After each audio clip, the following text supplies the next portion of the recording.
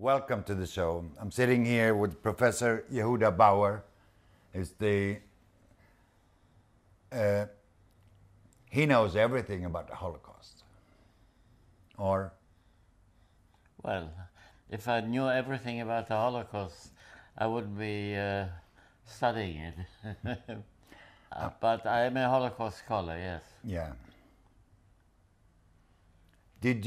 Can you tell us, did you start your work with Simon Wiesenthal? No, I knew Simon Wiesenthal. We had contact, and he visited here, and we had long talks and so on. But he did one thing, which is hunting Nazis, and I did quite another thing, which is trying to find out what happened during World War II to the Jews. So his thing was to get the Nazis to trial? Yes. And I was quite willing to help him if I could, but... with the information that you had? Yeah, but I had this was not my purpose.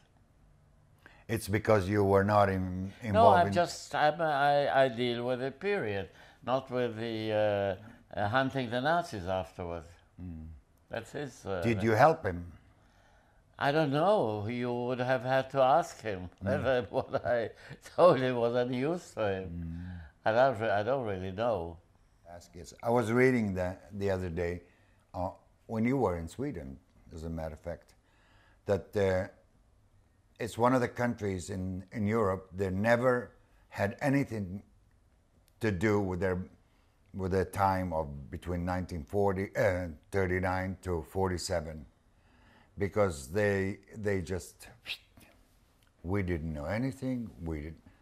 But Sweden known as a lot of Nazis people, a lot of Nazis in Sweden, lived in Sweden, like Heinrich Himmler. No, he never lived in Sweden, but Swedish and other scholars have written about the relationship of Sweden to the Holocaust. So I can just repeat what they found, and also from my own research. Of course they knew, as much as people knew in the West at all, which until about the middle of 1942 was very little, because the mass murder of the Jews in Poland started in March 1942. The mass murder of the Jews in the occupied Soviet Union started almost a year earlier than that. And there was very little that was known about it in the West. You mean Ukraine Yeah, in the occupied Belarus, Soviet... all right. Yeah. In actual fact, the person who brought the first reliable information to London was a Swede. His name was Sven Norman. He was a Swedish businessman who was stationed in Warsaw and did export-import business between Germany, Nazi Germany, and Sweden, which was something that Swedish businessmen did. Yeah, we know about that, yeah. Now, he was in contact with the Polish underground. He represented a Swedish company, and the local manager was a serious member of the Polish underground. Also, he had a secretary who he found out very soon was posing as an Aryan Pole, but actually was Jewish.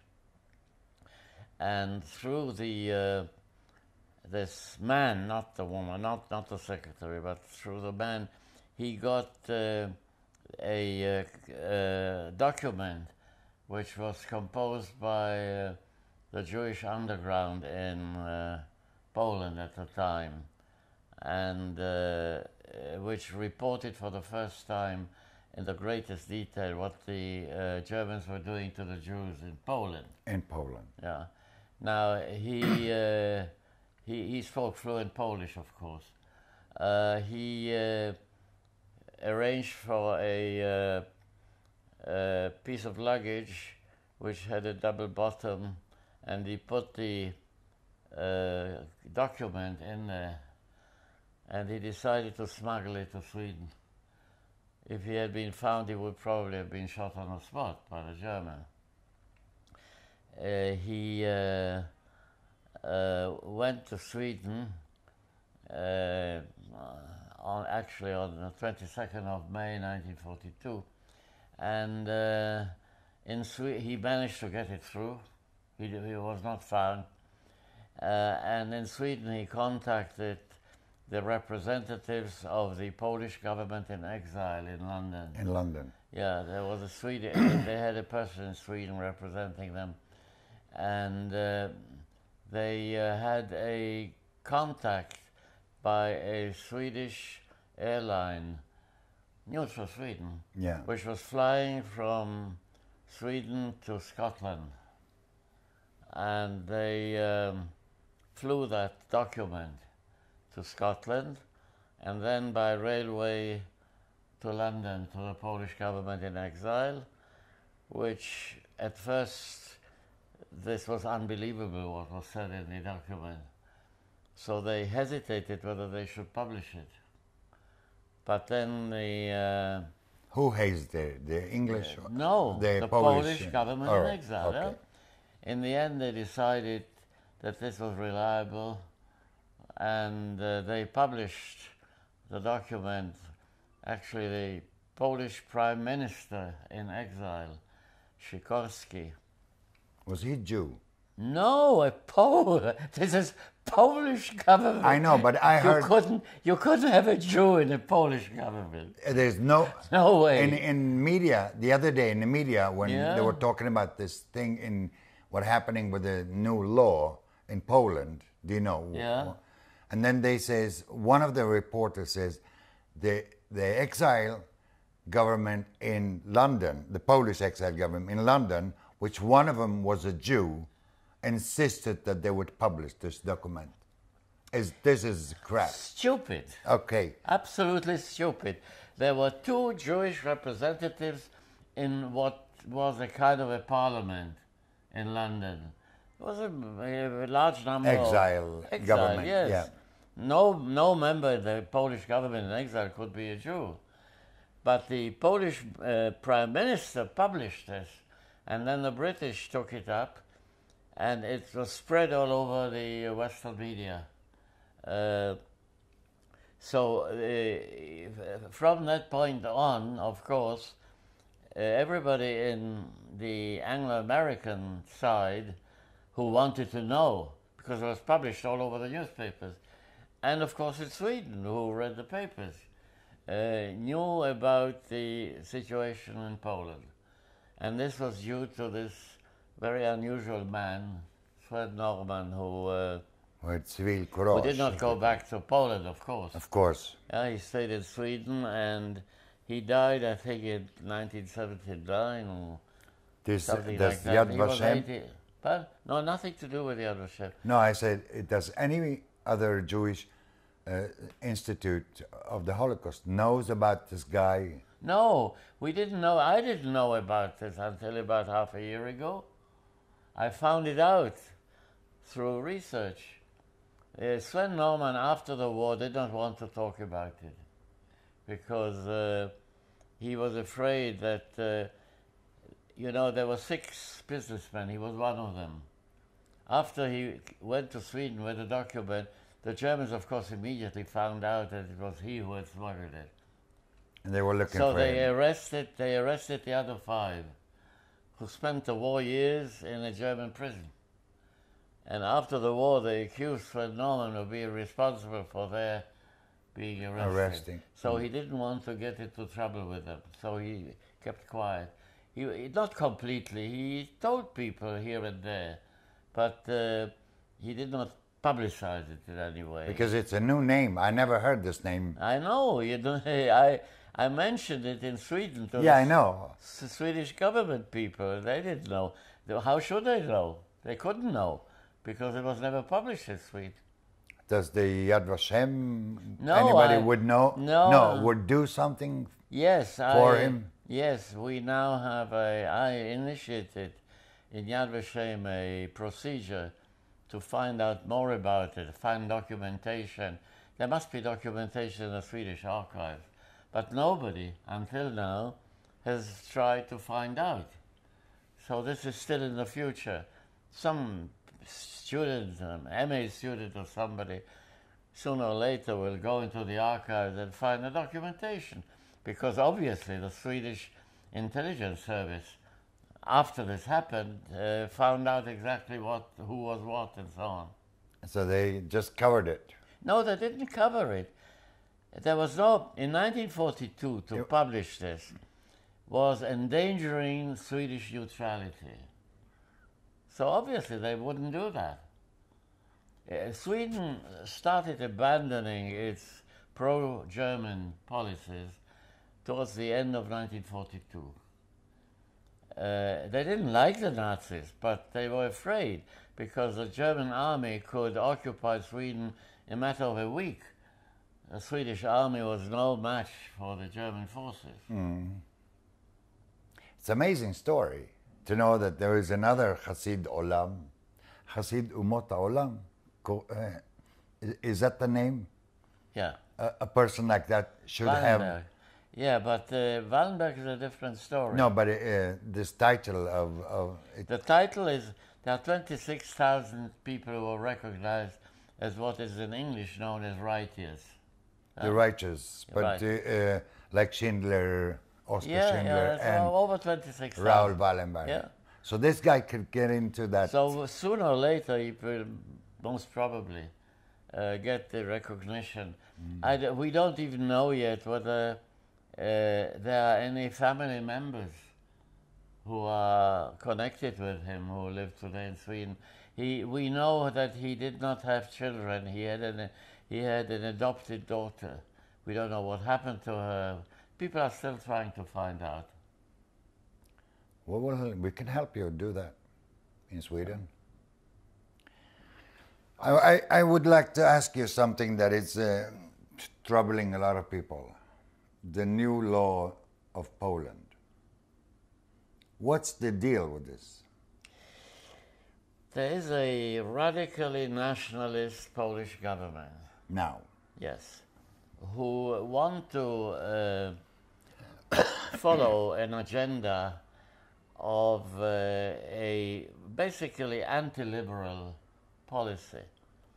And they are trying to revise the history of World War II. Now, this is not done openly, of course. The legal position is that they passed the law. It's been passed. It's been accepted by the two houses of parliament and signed by the president, which threatens with jail and a heavy financial fine anyone who argues that the Polish people or the Polish nation was in any way connected with the crimes of the Nazis in Poland. Now, nobody argues that the Polish nation was responsible because there was no Polish nation under German occupation. There was an underground, and the underground was overwhelmingly anti-Semitic. There were pro-Jewish elements in the underground, but they were a small minority. They managed to rescue some Jews. But the large majority of the underground, both the civilian and the military underground, were very much against the Jews. And even the underground... not even, the underground. All right. There was even a part of the underground, they joined the major underground military movement in 1943. They were called the NSZ, which was basically a fascist Polish military underground, which collaborated with the Germans for a while afterwards no, and they murdered Jews. And they joined the underground in 1943, and the present Polish Prime Minister, a few days ago, laid a wreath of flowers in memory of the NSZ. Yeah, we saw that. So you have a... now, I'm not saying that the government is anti-Semitic, but it is following a trend in the public, which is in essence an anti-Semitic trend. It is more than that. It is an attack on Polish liberalism, on the rule of law. They are now in a situation where the governing party, which has a majority, an absolute majority in parliament, nominates the judges. In other words, this is no longer independent. No democracy, real democracy. It is anti-democratic. Now, there are still strong elements of democracy in Poland, and there's a strong minority of Polish liberals, including a large group of wonderful Polish historians who have examined all this, are continuing to examine all this, and not closing their eyes to the real heroism of a large number of Poles, of course a small minority, who rescued Jews. Not only rescued Jews, but people who did not rescue Jews, but who helped them along the way. So we don't close our eyes to that. In fact, we recognize the largest number of writers recognized by Yad Vashem are Poles. So we are not anti-Polish, but we are against the anti-democratic tendencies in the Polish government. Revisionism. I wanted to ask you, know anything about this Norman person, Sven Norman? I don't know. When I was in Sweden recently, I asked some friends to find a Swedish professor in one of the universities who will have an MA student and put that MA student to write an MA thesis about Sven Norman, which is the obvious thing to do, because then as a MA student he will get access to Swedish archives, which are open. They are completely open, there's no problem. And of course it's a huge archive, and you have to work very hard to find, a needle in the haystack. Yes. Do you know if any professor have been thinking of that? No. Or that your friend? No. I asked the representative of the Swedish Foreign Office to find out. But this is something that has to be done in Sweden. It can't be done in Jerusalem. I know, but do you know any professor in Sweden? Oh, there are plenty of people, wonderful scholars, historians, and so on, who teach, whether in Lund or in Uppsala or in Stockholm or some other place, who can take this on. It's very simple, really. You have a number of students, they come to you and they ask you, do you have any idea of something interesting I could do, in my work? So if a young person of 20, 22, 23 years of age goes to a professor, says, I would like to write an MA thesis on something really interesting, so we can say, well, try to Sven Norman. Yeah. It's amazing. But it's got to be done in Sweden. It can't be done outside, because you have to run from one place to the other in Sweden. You have to try to find out whether Norman had any relatives, siblings, or and further relatives, because then we might find out more about his background and so on. We don't really know much. Are there any other Swedish people that are relevant that were either helped the Nazis or that you know of? Well, yeah, of course. I mean, there was a Swedish Nazi party, yeah, and there were economic interests. the iron ore in Kiruna were a major source for German Rails, armaments. yeah. Yeah, so they were shipped, yeah, either through the Baltic or through Narvik. Most of them through Narvik because Luleå is blocked by ice in the winter. So Narvik was occupied by the Nazis too.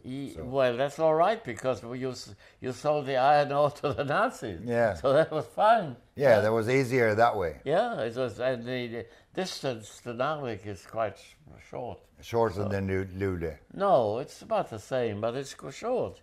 And the railway was there, so no problem. And the people who were in charge of the